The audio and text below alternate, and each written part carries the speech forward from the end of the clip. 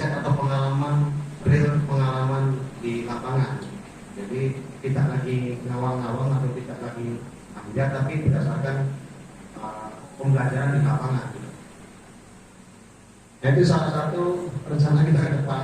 Nah, yang belum terlaksana ini adalah sekolah lapangnya, Pak. Jadi kami berharap dukungan dari Bapak rekan-rekan sekalian untuk bisa terlibat dalam sekolah lapang ke depan. Karena soal pengelolaan tambah ini penting bagi kita semua untuk bisa menggunakan metode yang ramah lingkungan ke depan. Tapi nanti teknisnya nanti disampaikan oleh Pak Ajis. Mungkin itu dari kami PLHL Perkumpulan Lingkungan Lestari.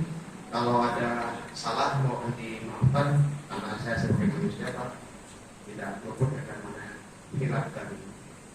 Terima kasih. Assalamualaikum warahmatullahi wabarakatuh. Saya kira mudah-mudahan pikiran saya dan pikiran Bapak juga masih nyambung. Artinya begini, kita melihat ada persoalan produktivitas tambak kita sudah semakin lama kan semakin turun. Jadi bisa jadi karena persoalan lingkungannya yang sedang mulai kurang bagus, bisa jadi karena persoalan bibitnya yang kurang bagus, misalnya seperti itu, sehingga kemudian GIZ itu berpikir bagaimana caranya kemudian mendorong ada upaya-upaya perbaikan untuk itu. Nah, saya dalam beberapa kali pertemuan termasuk dengan beliau yang di belakang itu kan selalu bilang, ya kalau bikin begitu GIZ bikin contohnya.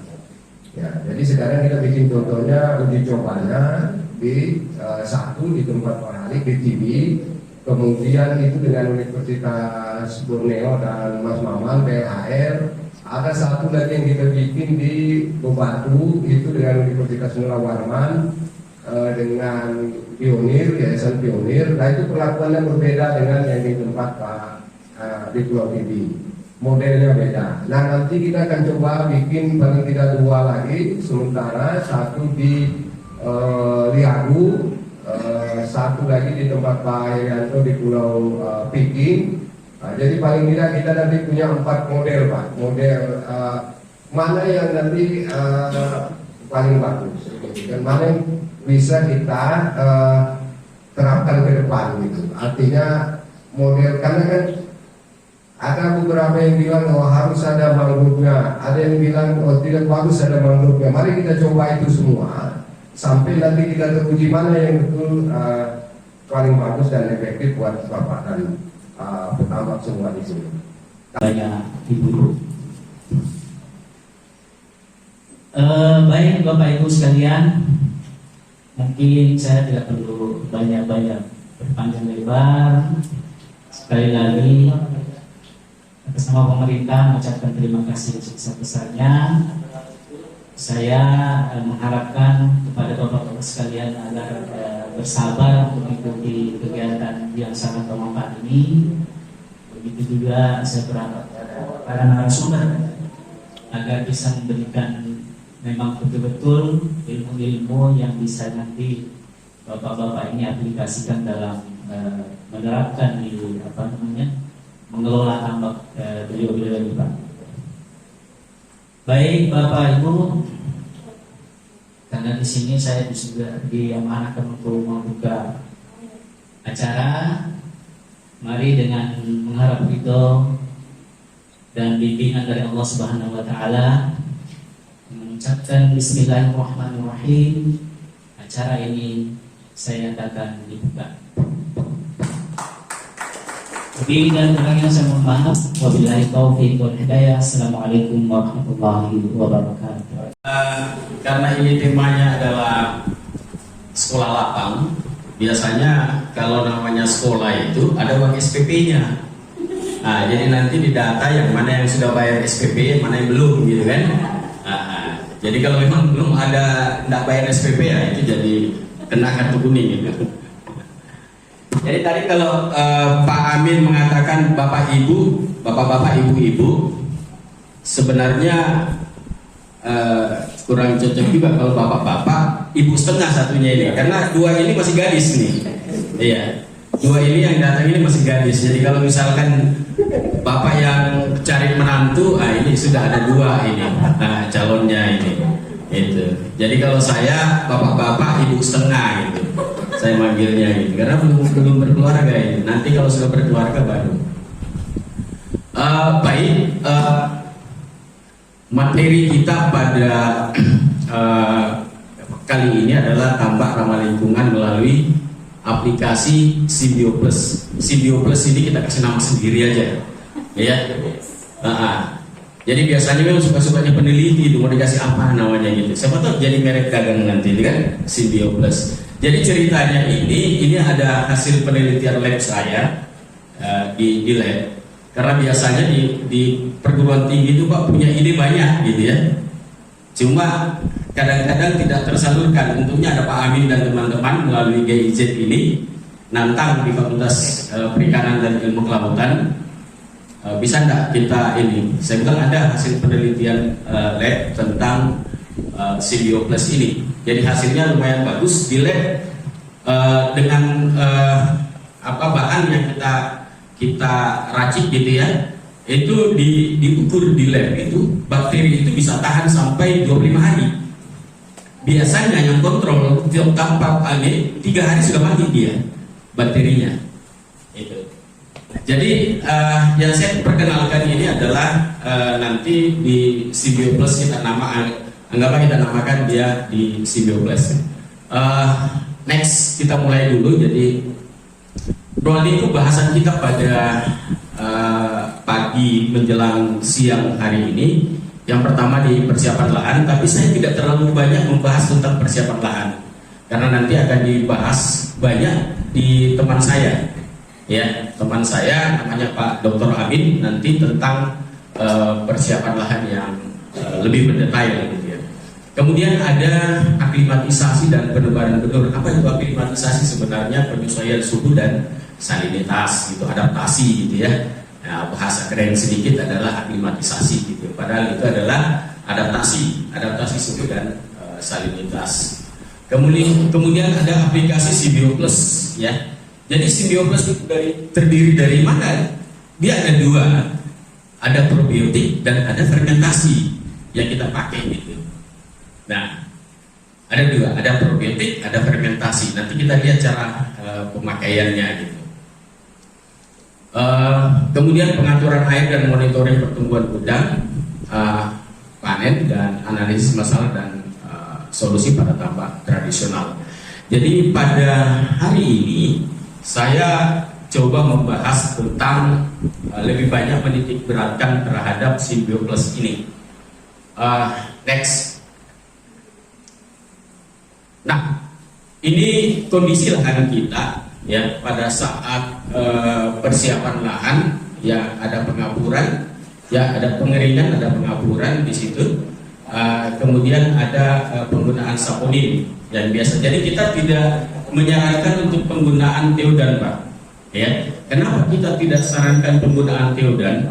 Karena kalau teodan itu, Pak, di samping ikannya mati, memang kelihatan mati, tetapi bakteri yang menguntungkan di tambak itu juga mati. Sehingga, Pak, kalau tambaknya Bapak mengalami pembusukan, tidak ada yang mengurai dia menjadi bahan organik yang dimanfaatkan oleh plankton. Karena bakteri yang karena begini Pak, bakteri di tambak itu sebagian besar itu menguntungkan loh Pak. Tidak semua bakteri itu menyebabkan penyakit, hanya sebagian kecil saja yang menyebabkan penyakit. Jadi Tuhan menciptakan tanah itu sekalian diciptakan bakteri untuk mengurai. Siapa yang diurai? Yaitu bahan-bahan beracun itu dia urai. Bagaimana bahan beracun ini bisa jadi pupuk? Nah, ini kerjanya si bakteri. Nah, itulah kerja kita nanti, memberikan tentara-tentara berupa bakteri di tambak supaya dia bekerja mengurai zat-zat beracun ini menjadi pupuk. Ya. Lanjut. Ini penebaran kapur dan zeolit. Ya. Jadi ada kapur, ada zeolit. Kapur itu banyak juga ini. Sudah ada senyum-senyum ini di belakang. Tadi sudah tanya sama saya, gitu ya. Jadi ada kapur, ada zeolit. Beda Pak. Kapur juga banyak macamnya. Ada kapur gambing, ada kapur pertanian atau CaCO3, ada dolomit, ya, yang dolomit. Penggunaannya itu beda-beda, Pak. Iya. Nanti karena dia mau tanyakan, saya mau bahas dulu, jadi nanti double gitu, ya. Ya, jadi daerah pembusukan itu, Pak, daerah pembusukan itu yang pojok-pojok terutama itu kita gunakan zeolit, Pak. Yang kita tabur itu adalah zeolit itu, khusus daerah-daerah pembusukan. Biasanya di pojok-pojok, Pak. Zeolit tidak usah tabur semua karena dia lebih mahal harganya. Ini, ya, khusus daerah yang pembusukan saja itu yang Bapak tekankan di situ. Ya. Oke, kita lanjut. Ini saya kasih kerjaan baru lagi sama ini ketua kelasnya, sebenarnya ini Pak Halik ini di sini itu. Jadi di lapangan ini Pak Halik yang banyak berperan gitu ya. Ya, nanti suatu saat kalau mau bertanya ke Pak Halik gitu, bukan saya gitu. Jadi kita ini teknik ditambah intensif yang kita gunakan. Kalau ditambah intensif, saya kebetulan 7 tahun lebih ditambah intensif. Kalau ada pembusukan itu, kita sipul, Pak, diangkat. Nah, saya lihat ditambahnya Pak Halik, ada kasus saya bilang ini kok tebal sekali sudah yang hitamnya ini. Kalau kita gunakan probiotik dan zeolit saja kayaknya terlalu lama gitu, resikonya khawatir. Akhirnya kita sedot, ya, khusus lumpurnya. Tapi caranya, Pak, itu ada cara, jangan diobok-obok, Pak, nanti nyebar kemana-mana, malah udangnya sakit. Jadi kalau misalkan ini ujung selang, ujung selang itu tangannya gini saja, terus pelan-pelan diambil lumpurnya itu biar kedua. Jadi sambil dikapur, Pak, sambil dikapur di sekitarnya supaya tidak menyebar kemana-mana. Jangan diobok-obok baru gini, nanti udangnya bisa mabuk, Pak. Udangnya bisa mabuk. Jadi ini ada tekniknya juga dalam sipon. Kadang-kadang kita pikir kan ini air luas, Pak. Ya, tidak masalah lah, kan luas aja airnya gitu. Kalau ada udang dekatnya, Pak, terus dia mabuk, sakit, artinya dia stres, kan pasti nular kemana-mana. Akhirnya dalam waktu singkat itu penularan penyakit itu cepat sekali dan satu peta bisa kena gitu. Nah, ini semua hal-hal yang kecil-kecil pun juga kita perhatikan gitu. Terus yang lebih ini lagi, di atas itu ada penanaman mangrove, Pak. Ya, pada penanaman mangrove lagi, apa sih fungsinya mangrove ditambah gitu? Nanti kita diskusi, Pak. Ya, nanti kita diskusi bagaimana peran mangrove itu ditambah gitu ya. Karena sekarang ini memang bahkan di yang pergi ke Vietnam kemarin, kebetulan saya tidak ikut, saya ketinggalan pesawat, Pak. Ya, jadi tidak ikut. Di Pak Hari bagaimana di sana mangrove-nya di Vietnam? Kalau mangrove-nya di Vietnam memang sudah didesain sedemikian rupa ditambah itu. Ya. Dan intinya di sana memang yang di Vietnam itu belum bisa seperti kita aplikasi di Kaltara seperti itu, karena di sana setiap mulai dari batang, akar dan daunnya itu bermanfaat di sana, ada nilai plusnya, ada sendiri lah seperti itu. Ya. Di samping memang ada kontribusi langsungnya di budidaya kita seperti itu, jadi double dia dapat di sana. Ya. Jadi begitu, Pak. Jadi di Vietnam itu orang sudah pakai gitu ya. Dan negara lain di Thailand juga begitu, di Cina juga begitu. Ya. Cuma di kita ini belum terlalu diterapkan. Nah, saya berpikir kan masalahnya begini. Pertama banyak mengeluh, Pak, kalau kita tanam mangrove di tambak, pembusukannya, Pak, terlalu banyak. Iya. Bahkan setengah mati kita panen. Nah, pembusukan itu terjadi, tadi saya sudah bilang di awal bahwa pembusukan bisa berdampak negatif kalau tidak ada yang mengurai, Pak. Bapak menggunakan teodan, terus ada mangrove, daun mangrove yang jatuh busuk kan, dia kan awalnya dia kan mengandung protein, Pak. Dia menjadi NH3, NH3 itu amonia itu racun. Udang bisa mati dalam kondisi gemuk karena keracunan. Ya. Nah, kenapa bisa begitu? Karena tidak ada tentara yang mengurangi itu. maka kita berpikir, oke, kita adopsi tambak menggunakan mangrove, tapi sekaligus kita kasih bakteri probiotik.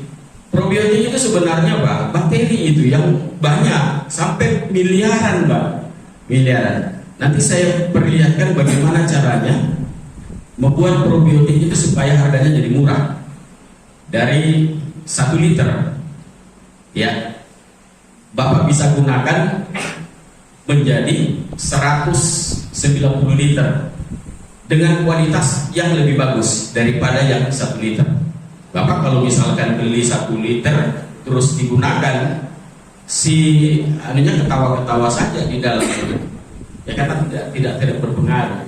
Tapi bagaimana caranya yang 1 liter ini bisa menjadi 190 liter dan dia kualitasnya bakterinya Pak lebih bagus dari yang dibeli di toko gitu. Nah itu intinya yang kita mau perkenalkan pada hari ini. Next. Sama ini aklimatisasi benur atau penyesuaian atau adaptasi ini banyak yang kita anggap enteng Pak. Padahal ini awal mula kita berhasil atau tidak. Banyak petambak yang mengatakan, dulu Pak ditendang aja itu udang itu hidup juga, gitu kan? Dulu, ya kan?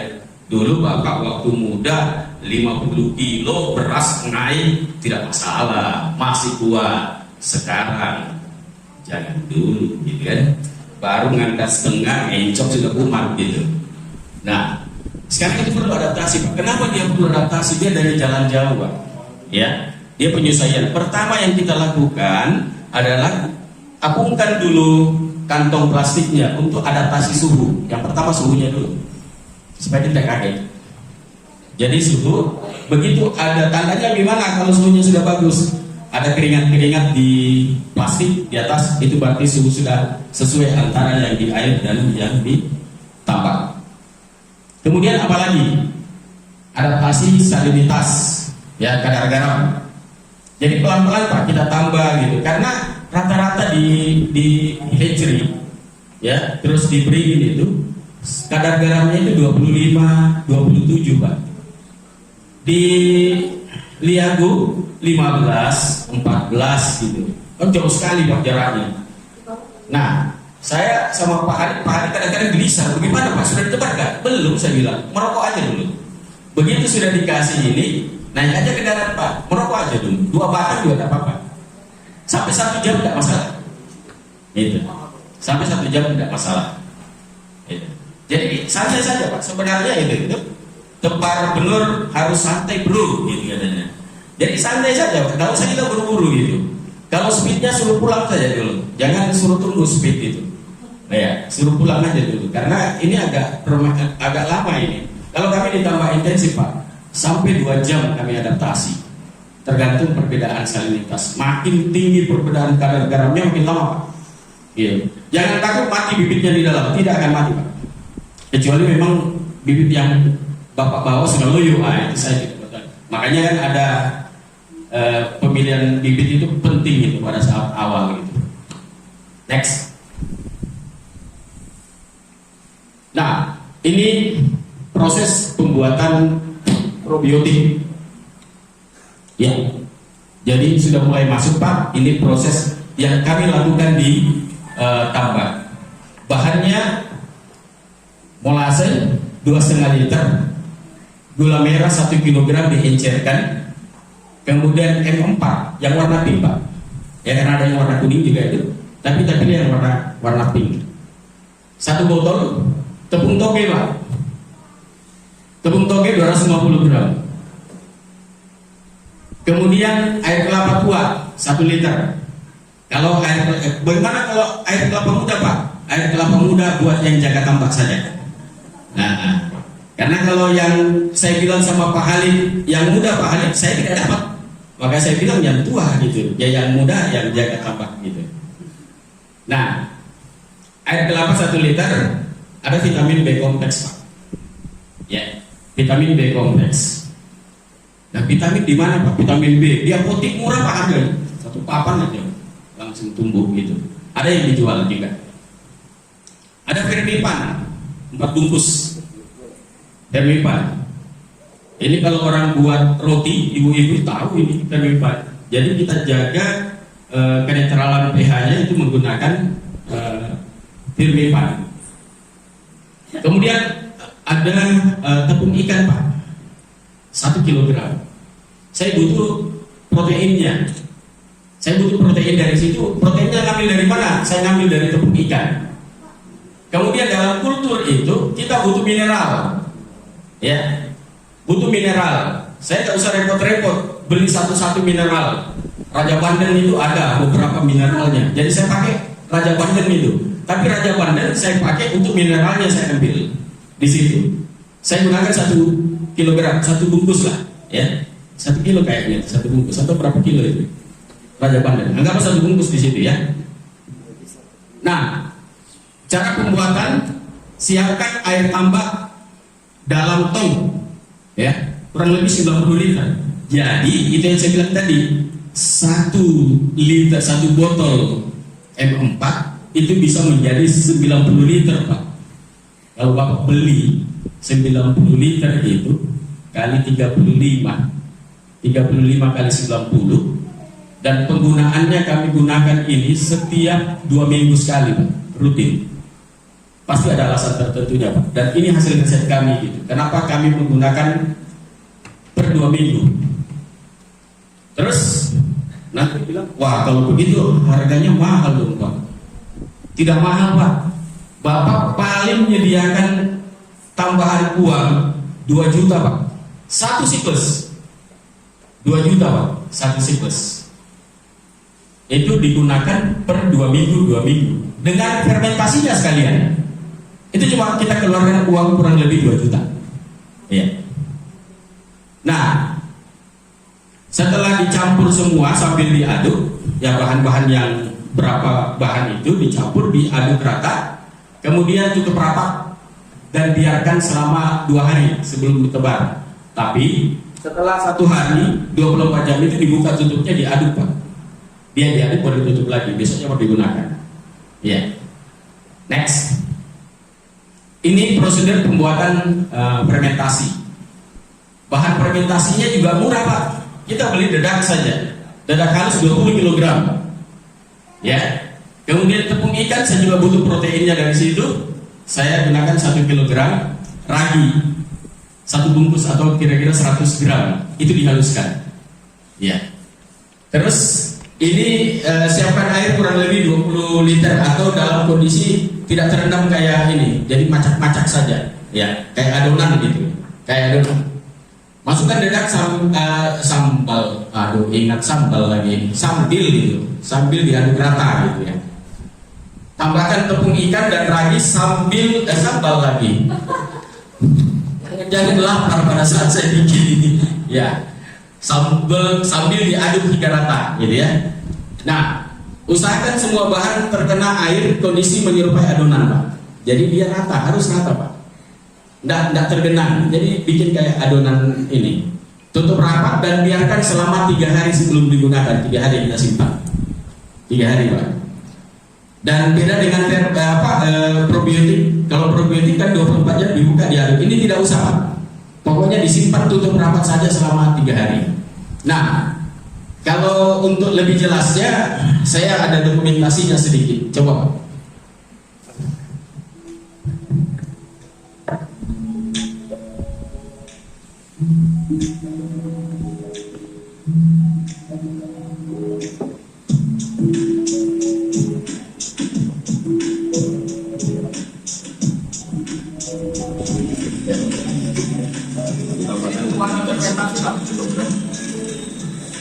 Jadi airnya nggak terlalu banyak. Biar agak rata. Ya, kemudian masukkan ragi apinya. Ragi api itu kemudian diratakan juga. Proses fermentasi dan proses pembuatan probiotik apa tidak boleh kena sinar matahari langsung atau bagaimana? Gitu, kasih ya. Terima kasih. Ini mulai panas ini pertanyaannya ini. Yang pertama mengenai kapur, Pak. Kapur ini yang kita kenal ada beberapa jenis kapur, Pak.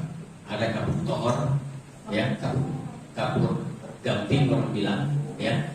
Jadi kapur gamping itu bentuknya bongkahan-bongkahan, Pak, dan dia panas. Kalau kasih air mendidih gitu kan. Nah, kasih telur saja makan itu telur, Pak. Kalau Bapak tidak percaya misalkan ini panas atau tidak, silakan turunkan tangannya gitu. Ya, lumayan hangat-hangat bagaimana gitu. Itu digunakan pada saat tambak yang baru buka, Pak. Tapi jangan ada udangnya, tidak boleh dipakai pada saat ada udangnya, Pak. Udangnya bisa mati. Jadi kelebihan kapur ini itu dia cepat menaikkan pH, Pak. Ya, terutama yang baru direnovasi, diangkat itu bagus. Dia cepat menaikkan pH, tetapi dia tidak stabil, Pak. Artinya cepat naik, cuma dia cepat juga turun. Ya, tapi bagus untuk persiapan. Yang kedua, kapur pertanian CaCO3, kalsium karbonat. Itu kapur pertanian kekatan itu biasa digunakan untuk persiapan, Pak. Persiapan lahan. Ya, kita gunakan untuk persiapan lahan. Mengenai dosis saya tidak bahas ini karena saya ambil bagiannya teman saya, Pak Dr. Amin nanti yang bahas itu. Saya cuma sekedar pengenalan saja. Jadi itu untuk persiapan, Pak. Itu bagus. Ya, untuk persiapan. Apakah bisa digunakan CaCO3 juga pada saat ada udangnya, ada airnya gitu kan? Bisa. Jawabannya bisa. Ya, dan ada terkait pertanyaannya tadi kapan digunakan, kapan tidak. Kalau misalkan Bapak gunakan ada airnya tapi planktonnya kurang bagus, ya, di samping kita gunakan pupuk, dolomit gunakan, Pak. Dolomit itu dia mengandung magnesium, Mg, Pak. Lihat aja di artinya kalau ada rumus kimianya, kalau ada Mg-nya itu magnesium itu unsur hara, Pak. Dan dia digunakan untuk plankton, Pak. Jadi dia berfungsi sebagai pupuk lah bahasa sederhananya gitu. Jadi kasih aja itu, Pak. Jadi dapat kalsiumnya, menaikkan pH-nya, dapat pupuknya. Tetapi ada tetapinya, Pak. Jangan gunakan dolomit kalau planktonnya tebal. Udangnya bisa ngambang besoknya, Pak. Iya, ngambang dia, Pak, besok. Karena langsung tumbuh subur planktonnya itu. Ya, kalau tumbuh subur planktonnya, pagi dia kekurangan oksigen, udangnya bisa ngambang. Jadi jangan gunakan. Tapi saya mau mengapur, Pak, karena hujan gitu kan. Biasanya kita hujan itu habis hujan kapur gitu. Gunakan CaCO3, Pak. Ya, kaptan tadi, kapur pertanian tadi. Ya, kalau misalkan plankton kita sudah bagus dan kita perlu untuk mengapur, maka gunakan CaCO3. Gitu. Jadi jenis kapur sama-sama menaikkan pH, tetapi penggunaannya di waktu yang tepat, gitu ya, kondisi yang tepat. Itu yang bisa saya jawab. Kalau zeolit beda lagi, Pak. Ya, zeolit ini kalau misalkan pembusukan itu tinggi dan kita tidak bisa kendalikan. Biasanya kalau saya dengan Pak Hari kemarin ini daerah-daerah yang hitam lumpurnya tebal itu yang sudah lama berpuluh-puluh tahun tidak ada ini itu, saya kasih zeolit saja di situ, daerah situ. Ya, daerah titik-titik yang kira-kira pembusukannya itu tinggi, saya tidak tebar merata. Ya, saya gunakan itu saja. Jadi zeolit digunakan. Sama udangnya ada tidak apa-apa. Zeolit tidak masalah. Dia tidak mempengaruhi, dia tidak bersifat racun pada udang, tidak. Ya. Jadi di zeolit itu, Pak, dalam rumus kimianya itu ada AL-nya gitu. Kalau mahasiswa saya ada rumus kimianya, tapi kalau Bapak saya ajar rumus kimia langsung begini jadinya, gitu kan.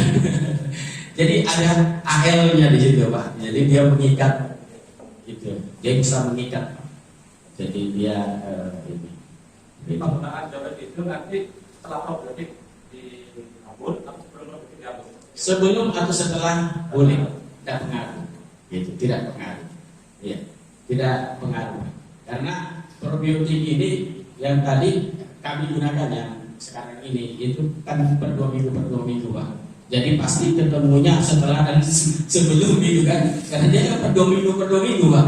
Saya sudah bingung menjawab apakah setelah atau sebelum ini, karena kemarin saya gunakan gitu kan, terus sebelum ya kan, tapi mau 2 minggu lagi saya pakai gitu kan.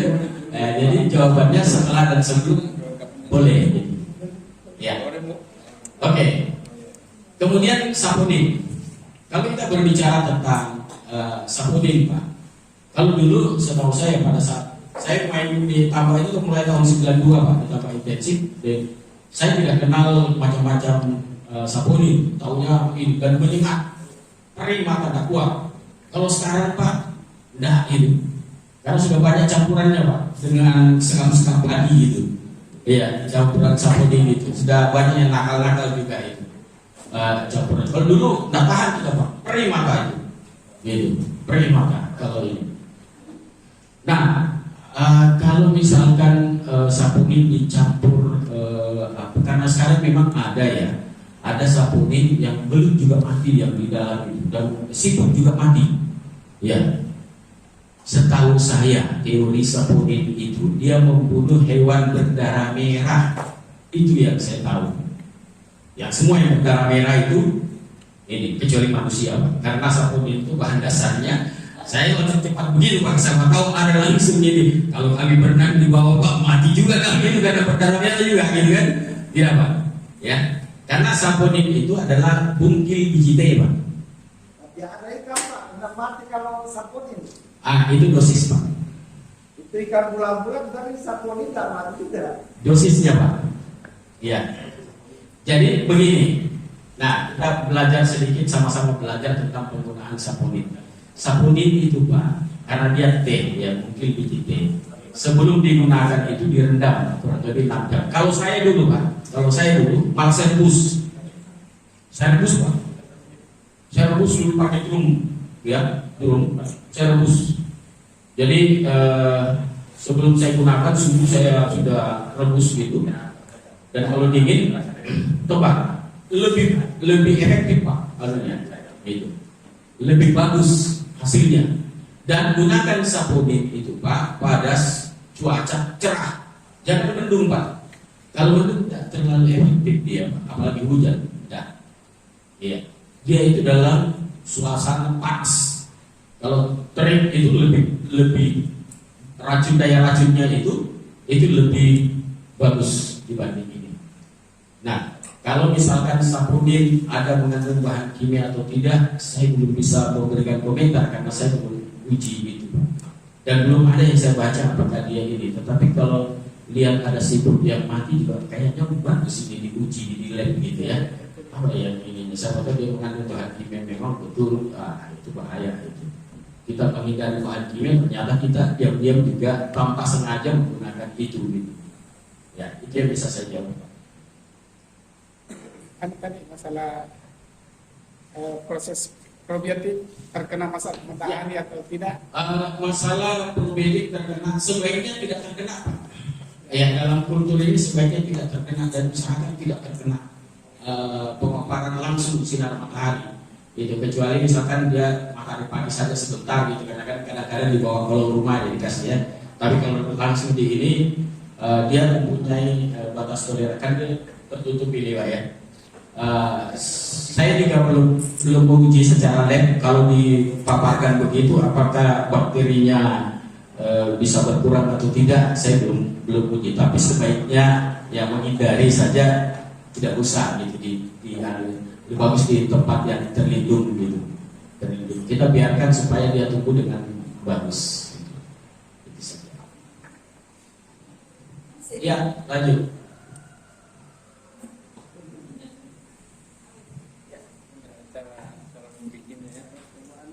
Panjang ya pertanyaannya ya.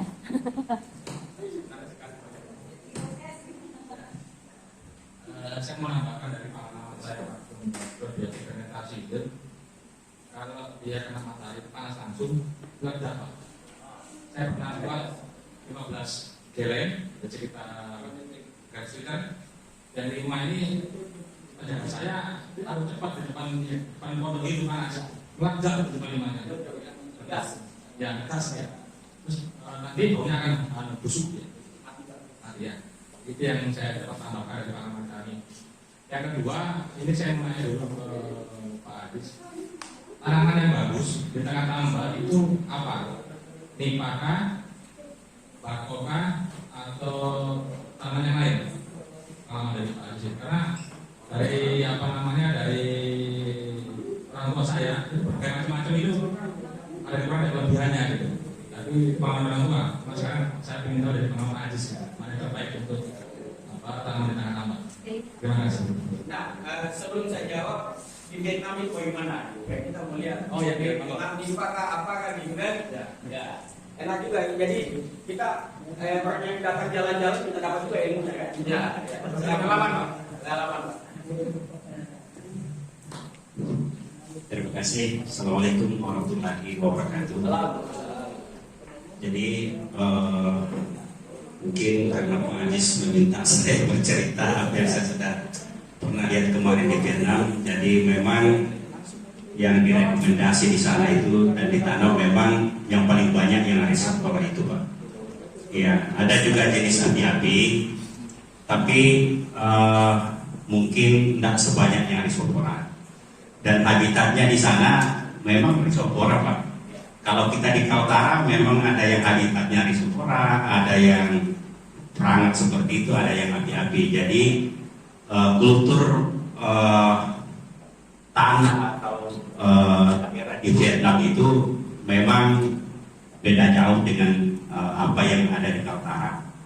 Kalau kita di Kaltara, walaupun kita satu pulau seperti itu, yang di hilirnya kemungkinan tidak sama lagi yang di hulu sedikit seperti itu, Pak. Jadi memang Kaltara ini unik, dan memang saya berharap kedepannya memang teman-teman dari universitas, terutama Pak Asis itu memang lebih banyak berinovasi di sini, karena memang daerahnya beda-beda, Pak, seperti itu. Kemudian yang perlu saya sampaikan lagi, dari awal saya sampaikan bahwa tambak yang pernah saya lihat kemarin di Vietnam itu memang dari awal pembuatan tambak itu memang sudah didesain sedemikian rupa, Pak. Jadi di sana tidak perlu kita lagi pakai sampling, apalagi bahan-bahan yang kimia seperti itu. Karena tidak perlu kita racun, karena di saat panen memang sudah kering total, Pak. Tidak ada lagi ada air atau singgah kubangan-kubangan seperti itu. Jadi itu yang menjadi salah satu keunggulan di sana, tidak perlu lagi pakai pestisida macam-macam seperti itu. Kemudian yang kedua, keunggulannya di sana, memang di sana tidak perlu lagi tanam, Pak, karena pH-nya di sana netral ya. Jadi struktur tanahnya di sana bagus. Yang perlu saya tambahkan di sini, kualitas airnya di sana itu yang menurut informasi setelah kami di sana itu jauh lebih jelek dibanding kita. Cuma udangnya di sana kok bisa, Pak, bisa berhasil dengan baik, sedangkan kualitas air dari indukan dari sungainya, dari lautnya itu jauh lebih bagus di Kaltara dibanding yang di sana. Mungkin itu sekedar informasi, Pak, yang saya sampaikan. Terima kasih. Assalamualaikum warahmatullahi wabarakatuh.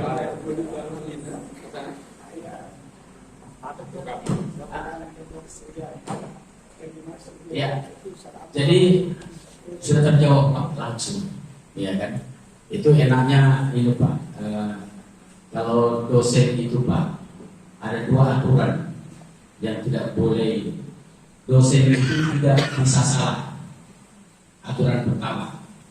Aturan kedua, kalau dosen salah, kembali ke aturan pertama. Termasuk banyak halnya juga, Pak. Salah satu caranya begitu. Kalau diserang, orang lain juga menjawab, gitu kan? Iya. Jadi ada jurnal yang saya baca, Pak, ya, bahwa di pohon mangrove itu, Pak, jadi banyak Rhizopora, Abyssinia, ada lumut yang tumbuh di akarnya, di mana lumut itu berfungsi sebagai antibiotik alami. kenapa misalkan bibit udang itu banyak di mangrove itu, di samping dia cari makan di situ, rupanya dia makan lumut-lumut itu yang ada nempel di akar-akar mangrove itu, dan itu menjadi antibiotik alami, obat-obat alami gitu. Kalau kita jamu lah itu dianggap sebagai jamu. Terus ada juga pengalaman ini, Pak Halik mana? Pak Halik antar cucunya kayaknya tadi. Jadi sempat udangnya itu mati, Pak. Saya ditelepon. Ya, pada saat itu umur 2 bulan. Pak, udang mati. Aduh, kaget saya. Padahal waktu hari Minggu saya ke sana, kan Sabtu Minggu biasanya kami ke TV gitu untuk kontrol. Sehingga barusan sana kelihatannya udangnya sehat-sehat saja. Akhirnya saya bilang, oke, saya masuk ke tambak. Di perjalanan sambil mikir apa kira-kira penyebabnya ini. Kenapa bisa mati anunya? Apa ada yang salah dengan ini? Begitu saya ini sudah ada di bawah rumah-rumahnya, di balik-baliknya ada 4 ekor udang gitu. Ini Pak yang mati. Jadi saya lihat, saya buka, terus pakai dasar rata pecah. Saya bilang, wah ini bukan penyakit Pak, keracunan kayak ini Pak. Gitu. Oh. Jadi saya jalan keliling kontrol, curiga, kenapa banyak rumput yang agak coklat-coklat ini warnanya ini. Saya tanya Pak Halik, sudah racun rumput ya? Iya Pak, sudah racun rumput. Hujan deras masuk ke bawah, mabuk anunya udang. Jangan udang Pak, ikan juga mati. Gitu. Jadi ini juga jadi pengalaman kita, itu bahan kimia Pak. Iya, bahan kimia. Kalau di daerah-daerah lain itu rumput malah dipelihara, asal jangan yang terlalu tinggi, dibabat aja, lebih bagus dibabat gitu. Jangan dikasih racun Pak. Kalau misalkan dia turun Pak bahannya, kasih untuk udah habis, sudah masih ada di sisa itu 1,4 gitu. Coba kalau ada semua, waduh, dianggap kita yang gagal risetnya gitu. Padahal bukan, ini kesalahan teknis yang ini. Akhirnya kemarin saya gojlokin lagi Pak Halik, saya belikan racun rumput, enggak katanya. Malah saya mau belikan dia. Balik mau dibelikan racun rumput, enggak gitu. Artinya belajar dari pengalaman yang sudah ada. Ini juga saya informasikan gitu, supaya teman-teman juga dalam melakukan tindak menggunakan bahan kimia juga harus hati-hati gitu. Ya, kayaknya sudah ini. Ya. Yang buka siapa, yang tutup siapa? Mungkin Pak Amin yang tutup. Saya mungkin akhiri pemaparan saya. Mohon maaf kalau ada kesalahan gitu ya. Kita sama-sama belajar dan mungkin ada informasi-informasi penting yang dari Bapak Ibu mudah-mudahan bisa nyampe ke saya. Wabillahi taufiq wal hidayah. Assalamualaikum warahmatullahi wabarakatuh. Baik, terima kasih Bapak-Bapak sekalian. Sebelum kita mengakhiri kegiatan pada hari ini, kami meyakini dengan proses tadi, informasi dan sebagainya, Bapak-Bapak sekalian tertarik untuk mengikuti sekolah lapang. Apakah benar demikian atau ini hanya asumsi saya karena melihat antusias Bapak-Bapak tadi? Nah, selanjutnya kalau di undangan sebenarnya kita ada agenda kelaparan di besok ya, kalau Bapak-Bapak lihat undangan. Namun kemarin kita coba komunikasikan ini, ngobrol lagi dengan Pak Ajis dan lain sebagainya. Untuk agenda sekolah lapang kita atur ulang di siklus kedua ya, siklus kedua yang kemungkinan akan kita mulai di pertengahan Oktober, tanggal 20-an kalau tidak salah. Nah, bagaimana mengatur jadwal dan sebagainya? Kami nanti dari PLH LGZ dan juga UBT akan mengkomunikasikan ini lebih lanjut dengan mohon izin nanti dengan Pak Har, termasuk juga dengan Pak Halid untuk bapak-bapak yang lain bisa ikut dalam proses ini. Nah, sebagai informasi tambahan, Bang Amin boleh mau ada lagi gitu sepatah dua patah kata untuk mempertegas gitu agenda lapangan kita nanti sebelum kita makan siang, karena di belakang ternyata sudah ada makan siang.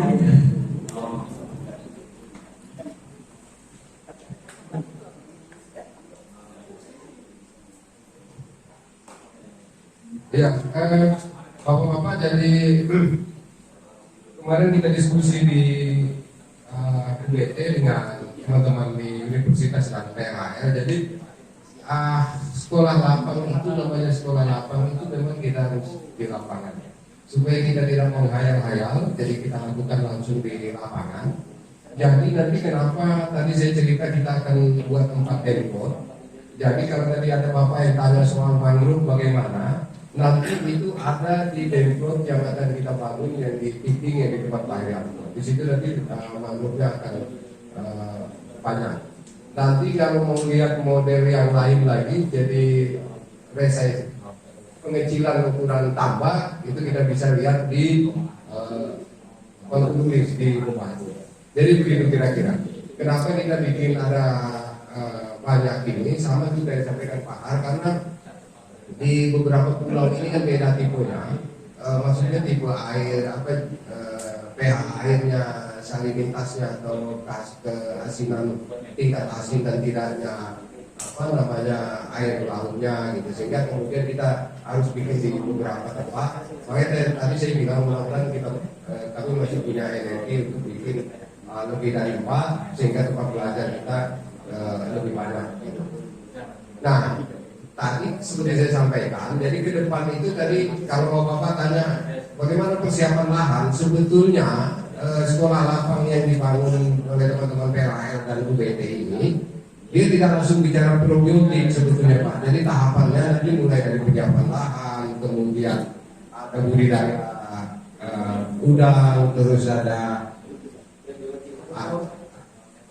rumput laut dan sebagainya gitu. Jadi nanti ada temanya Pak. Jadi paling tidak di tempatnya Pak Halid ini di TV itu akan ada 5 kali sekolah lapang.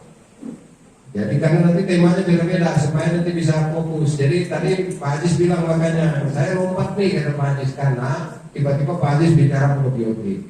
Kenapa Pak Ajis bilang lompat? Karena apakah keberhasilan tadi dari 100 kilo ke 1,4 itu hanya karena probiotik? Pak Ajis bilang tidak begitu sebetulnya. Ada tahapan lain yang harus dilalui, mulai penyiapan lahannya. Oleh karena itu nanti sekolah lapang ke depan itu kita mulai penyiapan lahannya itu Pak. Jadi tema 1 penyiapan lahan, tema kedua budidaya udang, tema ketiga budidaya kepiting, misalnya seperti itu. Nanti jadwal akan dikoordinasikan oleh teman-teman PLHL.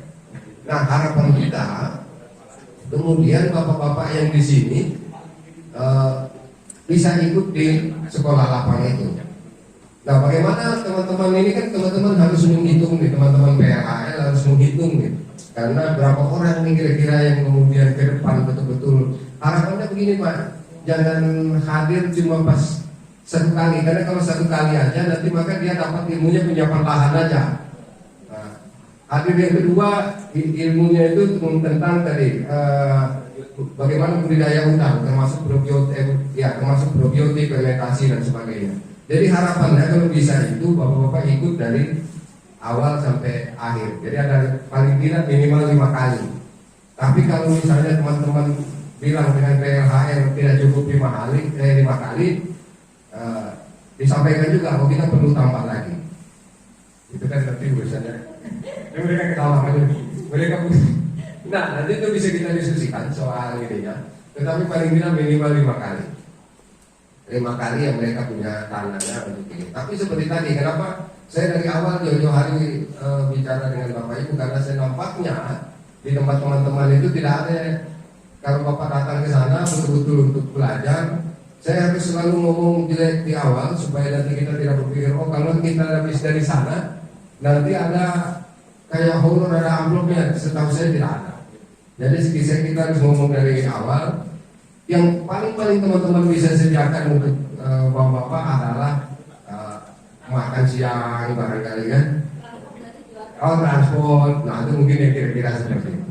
Tapi harapan saya mudah-mudahan tadi kalau sedang seperti dipaparkan Pak Ajis itu bapak-bapak bisa terlibat dalam sekolah lapang. Mudah-mudahan ada manfaatnya gitu, karena kalau bapak-bapak tidak ikut, ya percuma juga Pak Ajis bikin macam-macam itu, ya kan? Nggak ada gunanya. Jadi, nah, memang ada dua kelompok sebetulnya kan yang hadir di sini setahu saya ya, karena saya tahu Pak Halid dan Pak Haraja. Jadi kalau misalnya tadinya misalnya fokusnya teman-teman ini di kelompoknya Pak Halid. Tapi pertanyaannya bagaimana kalau yang di kelompoknya Pak Halid ini mau ikut? Silakan aja kita kondisikan supaya cuma tadi dari awal kita daftar dulu misalnya siapa yang betul-betul mau ikut supaya teman-teman jangan-jangan nanti teman-teman siapkan 10 kotak saja nasi, Bapak datang 20. Habis pula kelaparan ya Pak Halid. Kita bereskan. Jadi ini maksud saya. Nah mudah-mudahan nanti ada hal lain yang bisa diberikan oleh teman-teman PLHR dalam konteks sekolah lapang ini. Misalnya kan ini baju kita tidak sama semua, mudah-mudahan ada bajunya, kan tidak hanya kita, kira-kira begitu. Tapi kalau tadi soal itu saya sekali lagi bilang di PLHR itu tidak ada pembiayaan untuk yang namanya uang saku, tapi transport, makan siang itu di sekolah.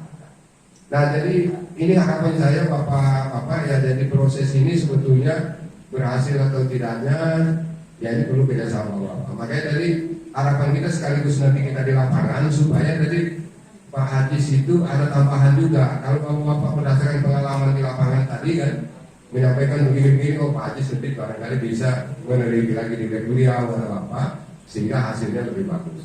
Nah tadi saya dengar yang rumput itu memang nah itu betul Pak Habib, kita piringnya tinggi dan besinya. Jadi kalau bisa memang rumput itu justru di beberapa tempat kan dibiarkan, cuma dirapikan, tidak diracun. Karena itu juga untuk menahan piring itu dan besinya pada saat hujan. Jadi, nah itu nanti ada di Demkotnya yang lain kita bicara itu. Di lapangan kita bisa bicara lebih enak bagi kita para kaum ahli hisab. Nah kalau di lapangan kan enak sambil ngopi. Ya kan sambil angkat kaki sebelah diskusi lebih santai. Itu kenapa kita ngajak bapak-bapak lebih asik di lapangan daripada di ruangan. Nah kalau kita lihat kotakan yang disediakan teman-teman PLHR kurang menarik kan tinggal kita cari udangnya Pak Halid gitu. Jadi itu harapan saya ya Pak ya. Jadi supaya kita bisa terlibat betul di sini supaya penyempurnaan nanti hasil uji coba ini seperti Pak Hadis bilang ya beliau memang dosen doktor di perikanan tapi bapak-bapak adalah doktor di lapangan sehingga kita tetap perlu kerjasama di situ masukan dari bapak-bapak semua. Jadi itu saya kira itu Mbak Anoy dari saya berharap saya bisa ketemu bapak-bapak lagi di lapangan. Nanti jadwalnya disampaikan oleh teman-teman PLHR ke Pak Halid, Pak Han, barangkali seperti itu. Itu Mbak. Terima kasih. Oke, terima kasih banyak Pak Amin. Dari PLHR teman-teman mau ada tambahan mungkin atau mungkin ada komitmen bersama atau apa? Sebagai penutup saya ya, mohon izin, mohon izin Bapak sekalian. Tadi sudah panjang lebar Mas Amin sampaikan soal rencana kita mau ngadain sekolah lapang kerjasama dengan ini. Saya jadi ingat dulu waktu beberapa kali kita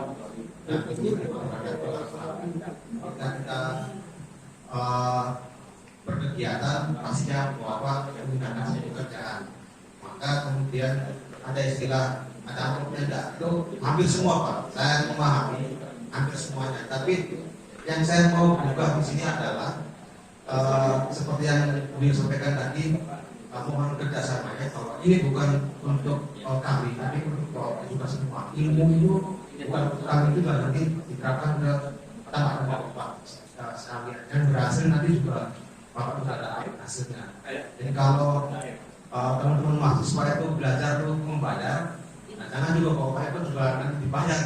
Kita mohon kerjasamanya Pak. Jadi kami hanya memfasilitasi berangkat sama makan di lapangan. Ini mohon izin tanpa mengurangi rasa hormat kami. Kami sadar juga bahwa ketika pergi itu juga meninggalkan pekerjaan. Tapi ini juga merupakan kepentingan Bapak sekalian juga. Itu yang mau saya mohon kesadarannya. Sama-sama kita juga membantu fasilitasinya, tapi kita juga sadar Bapak untuk bisa sharing ya ada swadayanya waktu itu Pak. Itu saja dari saya. Wassalamualaikum warahmatullahi wabarakatuh. Mewakili mewakili Pak Lurah atau Pak Sekretaris tadi dengan segala hormat tanpa mengurangi rasa hormat kami, memuat Bapak Ibu sekalian, kami dari PLHL merasa sangat senang bisa berkenalan dengan Bapak di sini, merasa ada semangat spirit ketika Bapak hadir semua. Karena dari awal kami berkegiatan di rumah ini bisa dapat kontak dengan para petambak ini hampir 5 bulanan ya, 5 bulanan. Jadi kami fokus di kelompok perempuan. Akhirnya kemudian ketemu dengan Mas Amir, ketemu dengan para kontaknya, ketemu dengan Pak Aziz. Ini kita bisa bersilaturahmi. Dan itu yang kemudian ada rasa optimis kami bahwa kehidupan petambak yang ada di Pulau Tibi ini akan meningkat dengan belajar banyak dari PT. Jadi akhir kata saya ucapkan banyak terima kasih atas kehadiran Bapak sekalian. Wassalamualaikum warahmatullahi wabarakatuh. Terima kasih. Dengan kita siang ini selesai. Terakhir terakhir banget mau izin bolehkah kita foto bersama sebagai apa ya? Cerita kita lah begitu, biar ada cerita gitu, kita pernah foto bareng. Izin Pak, bolehkan di depan sini Pak, biar kita foto bareng.